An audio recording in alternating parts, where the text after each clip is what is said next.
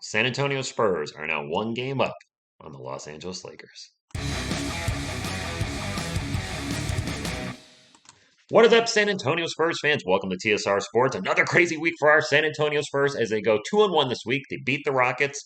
A heartbreaking loss against the Grizzlies, where Keldon Johnson's game-winning layup went off the rim, off the other side of the rim, and then rolled off. Gravity be darned.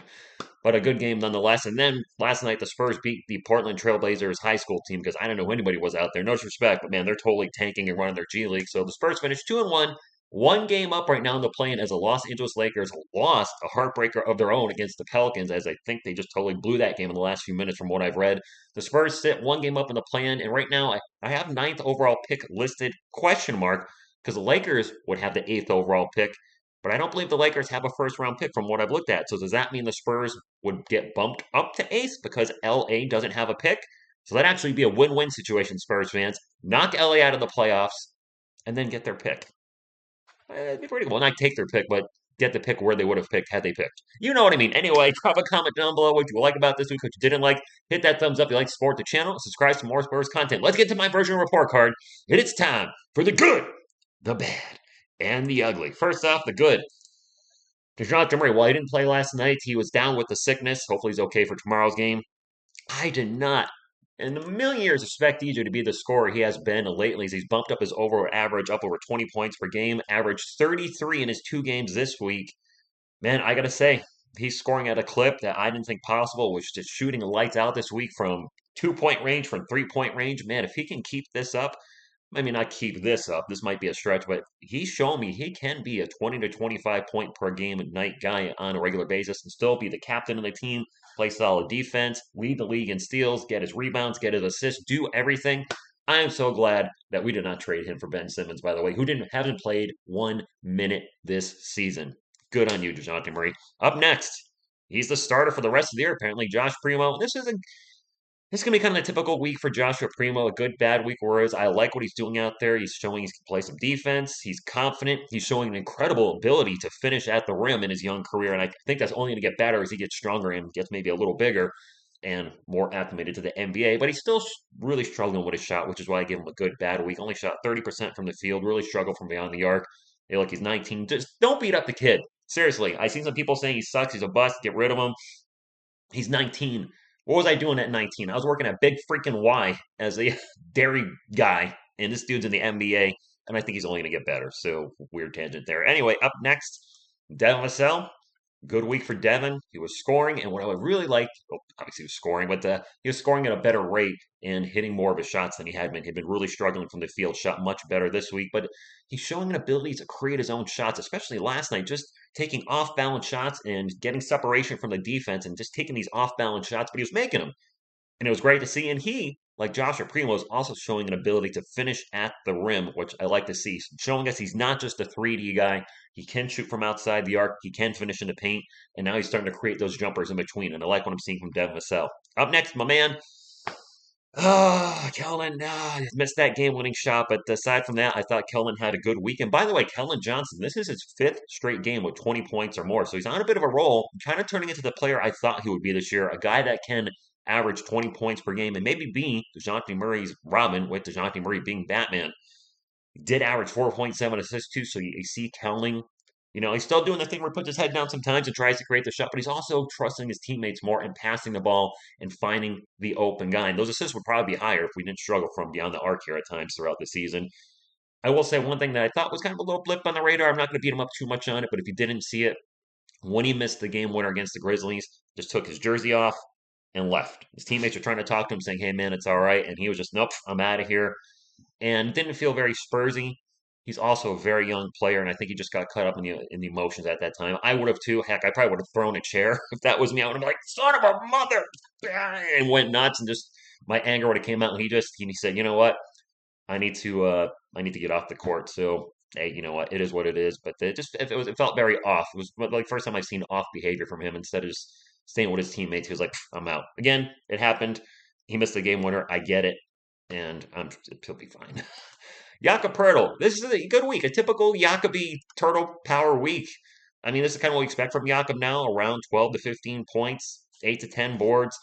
And just, I mean, I really don't have much to say. He's been very solid all year, and it's a typical TURTLE power week. I mean, just keep doing what you're doing, Jakob. The only thing I'll say about Jakob is I still don't know if he's our center of the future. My heart says I want him to be yes. My mind's saying he's a little too limited on offense, and we might need to move on at some point. Heck, maybe we'll trade him in a pick in the draft. Who the heck knows?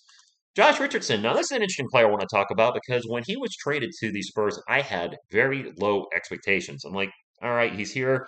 We'll probably dump him after the season, whatever. But man, he has been playing very well, and he's kind of taken over our new role as the sixth man. As you can see, he averaged 20 minutes per game, and he had a good week. And he does just a little bit of everything. He's showing he can score. He's definitely a good three-point shooter, but showed us last night he can score inside the arc too. He grabs rebounds, he gets assists, he plays very solid defense, excellent defense. He averaged 2 blocks and 2 steals a game this week. And he's got one more year on his contract, 12.1 million non-guaranteed. He's only going to be 29 going into next season. I'd like to keep him around. I think I'd like to keep him there. I think we need a veteran that can play defense, that can hit the three, and he seems to be clicking with the team. I think we should keep him. Your thoughts in the comments below. Jay Rich, has he won you over, or do you think, you know what? Time to move on. Lonnie Walker, welcome back. El Cuatro. And overall, I thought this was a good week. Yeah, his three-point shooting was a little bit down, only at 20%. He only played 2 games coming off of that back injury where he missed 4 games. But man, Lonnie Walker's ability to get in the paint and create and was on full display, especially last night. Not only have a dunk of his own where he finished at the rim, he had 2 shots where he blew by the defense, got in the paint, and was contorting and slicing and dicing and flying through the air and just made this ridiculous acrobatic layup. His athleticism is off the charts, and that's what I'd like to see from Lonnie next week as he's back from that injury. No pun intended, as it was a back injury. Just continue to get in the paint and do what you do best. Evade the defense and make a beautiful shot. I like it, Lonnie. Keep it up. Of course, big question mark, will Lonnie Walker be back next year? Who knows? Not under contract. Time will tell. Trey Jones, what can I say? I mean, he had another good week, and he's such a solid player. I looked at his stats. He played 63 minutes this week and only had 1 turnover, which is absolutely ridiculous. He's very good at not turning the well. He's very good at keeping the ball with the Spurs, if you will. He does a little bit of everything. He is undersized. He's only 6'1", and his outside shooting is abysmal. As you can see, he didn't even take a 3-point shot this week. He probably had some opportunities, but he has no outside shot. If he could develop a 3-point shot, he doesn't have to be a great 3-point shooter, just mediocre, 33%. He could be a force to be reckoned with because he does so many things right, but he's a liability a little bit when he's out there. Let's say if he's out there with the Acapurtle, now you've got 2 players that you can just completely ignore and collapse in the paint, which we have a lot of guys like to drive, so it is what it is. Trey Jones was still a good week. And last but not least, Zach Collins. You know what? I thought he had a good week. I think his game is slowly coming around. He's like Trey Jones. He doesn't do anything especially flashy on the floor right now, but he does a little bit of everything. He grabs some boards. He's very good at finding his teammates and finding the open man. And that's why he has 3.3 assists. He can score. He's a stretch 5, even though he missed all his threes this week. He got to the line like 12 times last night against Portland. You know, he's not where we wanted him to be. I think we all expected more, but we have to remember he hadn't played basketball in 2 years. And overall, I think Zach Collins is doing a pretty darn good job off the bench. Speaking of the bench, let's get to the rest of our rotation. Jacques Lindale, you know, he only played played 3 games. He only played 10 minutes a game, but I like the fact that he's getting involved with the too big experimentation, the Twin Towers light. We're seeing times where Jacques Lindale's on the court with Jakob Pertl. He's on the court sometimes with Zach Collins, and he's a stretch 5, and he can be instant offense. So does that mean he's going to be back next year? I don't know. It's really going to depend on what the Spurs do in the draft. If they take 2 big men, he may find his way back to Australia. I don't know if he would get picked up by another NBA team, but I think somebody might if he's not back with us. Keita Bates-Diop, KBD, only played last night, and I don't like saying this, but it's a fact. KBD is kind of turning into garbage time K. I think Josh Richardson has taken his minutes as Josh Richardson gives us about the same size. I do think he's a better defensive player, but he gives us much more on offense. And KBD has kind of settled back into that spot as a very solid role player, playing minutes when we need him, spot starts when we need him. But I think right now he's back into that 11 to 12 spot on the roster. We're like, hey, we'll bring in if we need you, but he is kind of fallen to garbage time. I like KBD, but it is what it is. Up next, Joe Mama. Joe Wieskamp didn't play. Romeo Langford did not play, and I think he's done with the Spurs. I gotta say, I think he's done with the Spurs. Next year, he has a $5.6 million contract that is a team option, and there's no reason to bring him back. I know he's a young player. I believe he's a former lottery pick, He's been injured his whole career. And yeah, he showed us one flashy game where, like, hey, Romeo Langford's pretty good. And he hasn't played since. He's played one game with the Spurs. I'm done with him. I'm done with him. He was injured all the time at Boston. I mean, now he can't stay healthy with us. I don't care how good you are. If you're sitting on the bench, you're not helping the team. So I think we are not going to see him again. Speaking of not going to seeing someone again, Devontae Kaycock did not play. I think he's done too. I thought there was a lot of potential to bring him in and get some quality minutes because we needed a rebounder, another big body, and it just hasn't worked out. The Spurs obviously don't see, they just don't see something in him that would enable him to get more minutes with the team. So he's not under contract next season, and I think we have seen the last of Devontae as a Spur. John McDermott's still out with a sprained ankle. If the Spurs make the play-in or the playoffs, will he be ready? I don't know. No idea, but he's out right now. Let's get to my Spur of the week. And let me just say this. If Keldon Johnson hits that game winner versus the Grizzlies, he would be my player of the week, no doubt. I mean, to have a good week and hit a game winner, you are the MVP of the week, if you will. But he didn't hit the game winner.